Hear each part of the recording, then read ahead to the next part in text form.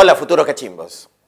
Soy el profesor de Química José Manuel Churata Chávez, profesor del curso de Química. Esta semana, la semana número 17, vamos a desarrollar el tema de recursos naturales, minerales, petróleo y carbón. Iniciamos con los minerales. Los minerales son sólidos naturales de origen inorgánico, de composición química definida y estructura cristalina. Por ejemplo, tenemos al oro nativo, AU, a la plata nativa, AG, al diamante, carbono. También tenemos en forma de compuestos la esfalerita, que es un sulfuro de zinc, la galena, que es el sulfuro de plomo, la calcita, que es un carbonato de calcio, el cuarzo, que es el dióxido de silicio. Tenemos ejemplos de minerales. ¿Cómo se van a clasificar estos minerales? ¿Cómo vamos a hacer la clasificación de los minerales? Esta clasificación se basa en su industrialización. Clasificación de los minerales basada en su industrialización. Tenemos minerales metálicos. ¿Qué significa esto? Que a partir de este mineral yo voy a obtener un metal. Por ejemplo, de la blenda, que es el sulfuro de zinc, ¿qué obtenemos? Obtenemos zinc, el metal zinc. Entonces, como obtenemos el zinc, se considera un mineral metálico. Entonces, de este mineral llamado sulfuro de zinc, ¿qué vamos a obtener? El zinc, ¿no? El zinc. Entonces, es considerado un mineral metálico. ¿Y minerales no metálicos quiénes son considerados? Son aquellos que son usados como materia prima para la fabricación de otros productos. Por ejemplo, el cuarzo. El cuarzo es el dióxido de silicio. Sirve como materia prima para la fabricación del vidrio. Entonces, el cuarzo, óxido de silicio, ¿para qué me sirve? Para la fabricación del vidrio. Continuamos.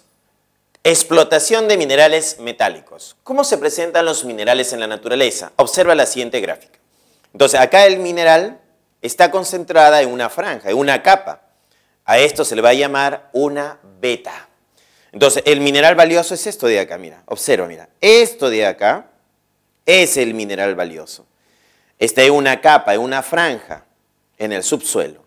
Entonces, eso es un mineral valioso. Entonces, concentrada en una capa. Cuando está concentrada en una franja o capa, se le llama beta.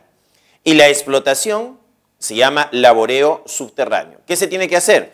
Se debe hacer una perforación en la corteza hasta llegar a la beta.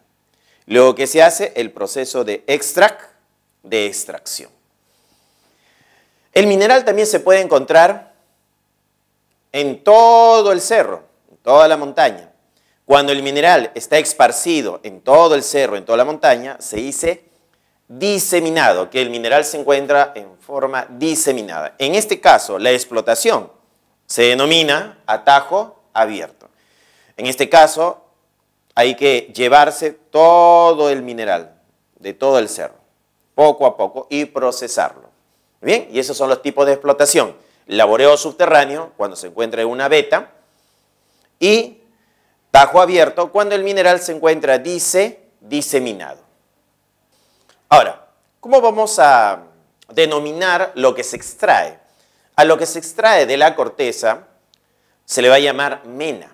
La mena es una mezcla que contiene al mineral valioso, al que tiene valor económico. Entonces, la mena tiene dos partes importantes. Una parte que se llama mineral valioso, donde está el mineral de mayor valor económico.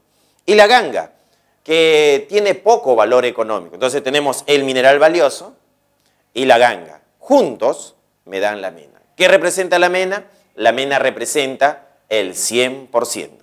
El mineral valioso quizás solamente tenemos acá al 15%. 15% de mineral valioso. ¿Y de la ganga cuánto sería? Sería 85%. 85% de ganga y 15% de mineral valioso. ¿Cuánto nos daría la suma? El 100%. El 100% es la llamada mena. Ahora, vamos a iniciar con un proceso conocido como metalurgia del hierro.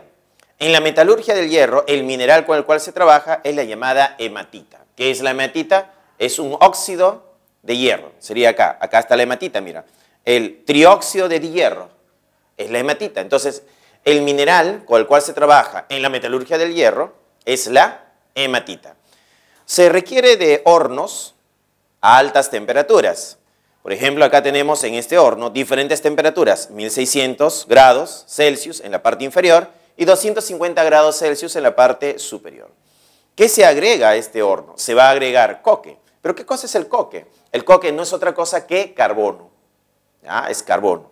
Entonces, el carbono que se agrega al horno, la hematita que se agrega al horno también. Claro, el mineral del cual voy a obtener el hierro. Y fundentes. Ellos entran a este horno, ¿con qué objetivo? Con el objetivo que el carbón, ¿no?, se transforme a monóxido de carbono. Entonces, ¿qué va a pasar acá? Este carbón va a reaccionar con el oxígeno y se va a convertir en monóxido de carbono. Este monóxido de carbono va a reaccionar con la hematita. Va a formar dióxido de carbono. Y la hematita se va a convertir en hierro líquido. Y de esta forma se logra separar, ¿no?, el hierro del oxígeno, porque nuestro objetivo era separar el hierro del oxígeno. Entonces, tenemos la salida del hierro fundido. Entonces, por acá va a salir el hierro líquido. Profesor, ¿el hierro líquido? Claro, a estas altas temperaturas de 1600 grados, el hierro se encuentra en forma líquida. Y así logramos obtener hierro. También se produce, debido a estas altas temperaturas, dióxido de nitrógeno, dióxido de carbono y monóxido de carbono, que salen, ¿no?, que salen de este alto horno. Y así sería el proceso de obtención de hierro en la metalurgia del hierro, a través de estos altos hornos. ¿Cómo ocurren estas reacciones químicas? Habíamos dicho que se trabajaba con coque. ¿Quién es el coque? Es el carbono. Acá está, mira, él es el coque. El carbono sólido reacciona con el oxígeno para formar, ¿qué cosa? Monóxido de carbono. Entonces, en una primera etapa se considera que el carbono reacciona con el oxígeno. ¿Para qué? Para formar monóxido de carbono. Profesor, ¿y por qué formamos monóxido de carbono? Como también estamos agregando al horno hematita, entonces este monóxido de carbono va a reaccionar con la hematita. ¿Qué va a pasar acá? Que el monóxido de carbono se va a transformar en dióxido de carbono, en CO2, mientras que la hematita, ella es la hematita, vamos a poner por acá que ella es la hematita se va a convertir en hierro líquido. Y así logramos separar el hierro del oxígeno. ¿Quién se está llevando el oxígeno? El monóxido de carbono, al transformarse en dióxido de carbono. Si hacemos un análisis de los números de oxidación, tenemos que el oxígeno es -2, el hierro es +3, el oxígeno aquí es -2, el carbono es +2, aquí el hierro es 0, acá el oxígeno es -2, 2 por -2, -4, el carbono es +4. Entonces podemos observar que el carbono está pasando de +2 a +4. ¿Qué ha pasado con el carbono? Se está oxidando, sufre un proceso de oxidación. Eso significa que el monóxido de carbono se convierte en nuestro agente. ¿Qué agente? En el agente reductor. ¿Ya? Es el agente reductor. Profesor, entonces el monóxido de carbono que hemos producido sirve como agente reductor. Así es, sirve como agente reductor. ¿Qué está pasando con el hierro? El hierro está pasando de +3, está yendo a 0. ¿Qué ha pasado con el hierro? El hierro se está reduciendo, está sufriendo un proceso de reducción. Entonces, es la reducción del hierro y la oxidación, ¿no?, del carbono. Entonces, el metal se obtiene por reducción. ¿Quién es nuestro agente reductor? El monóxido de carbono. Ahora vamos a continuar con la metalurgia del cobre. En la metalurgia del cobre se tiene al mineral llamado calcopirita. La calcopirita tiene cobre, hierro, azufre 2. El problema ahora es separar el hierro, el azufre del cobre. ¿Cuál es el proceso a seguir? ¿Cuál es la recomendación a seguir? Como el mineral tiene azufre, lo recomendable es un proceso de tostación. Entonces, una primera etapa se va a tostar. ¿Qué es una tostación? Es someter al mineral a altas temperaturas. ¿Y qué pasa cuando el mineral se somete a altas temperaturas? El oxígeno del aire reacciona con el azufre para formar dióxido de carbono. Así tenemos aquí que el oxígeno reacciona con el azufre para formar dióxido de azufre. Paralelamente también se está formando sulfuro cúprico y óxido ferroso. Ahora, el problema es separar, esto es un gas que se puede eliminar por las chimeneas, no hay problema, pero nos queda dos compuestos, el óxido ferroso y el sulfuro cúprico. ¿A quién queremos? Queremos al cobre. Entonces, el óxido ferroso hay que separarlo. ¿Cómo separamos a este compuesto que es el óxido ferroso? Para eso vamos a formar las llamadas escoria. Separación de impurezas. ¿Cómo? Con la formación de la llamada escoria. Para la escoria necesitamos sílice, óxido de silicio, y necesitamos calcita, carbonato de calcio. Ellos van a reaccionar y van a formar un silicato de calcio. Este silicato de calcio es un sólido vidrioso que tiene la capacidad de absorber en su superficie al óxido ferroso. Entonces, la formación de la escoria va a capturar al óxido ferroso. Entonces, de esa forma logramos separarlo. Y estamos separando al óxido ferroso. El dióxido de azufre se fue como gas, también se ha separado. ¿Qué nos ha quedado? Nos ha quedado el sulfuro cúprico. Debido a las altas temperaturas, el sulfuro cúprico, cobre 2, se va a reducir a cobre 1, sulfuro cuproso. Se inyecta oxígeno al sistema y el oxígeno con el azufre va a formar dióxido de azufre y el cobre va a quedar como cobre líquido. Cobre líquido. Entonces, ¿qué estamos formando? Cobre líquido. Este cobre se solidifica formando electrodos. Electrodos que van a ser utilizados para un siguiente proceso, conocido como la refinación electrolítica, obteniéndose de esta forma cobre de alta pureza, un cobre al 99,9% de pureza. Ahora continuamos con la metalurgia del zinc. En la metalurgia del zinc, un primer proceso se llama el proceso de tostación. ¿Por qué? Porque el mineral tiene azufre, mira. Cuando el mineral tiene azufre, lo que se recomienda es un proceso de tostación. Recuérdalo, ¿ah? Proceso de tostación. Significa someter a este mineral a altas temperaturas. A altas temperaturas el oxígeno y el azufre reaccionan, formando dióxido de azufre, más óxido de zinc. Ahora, el problema es separar al zinc del oxígeno. ¿Pero cómo vamos a hacer esto? Mediante un proceso conocido con el nombre de lixiviación. ¿Qué cosa es una lixiviación?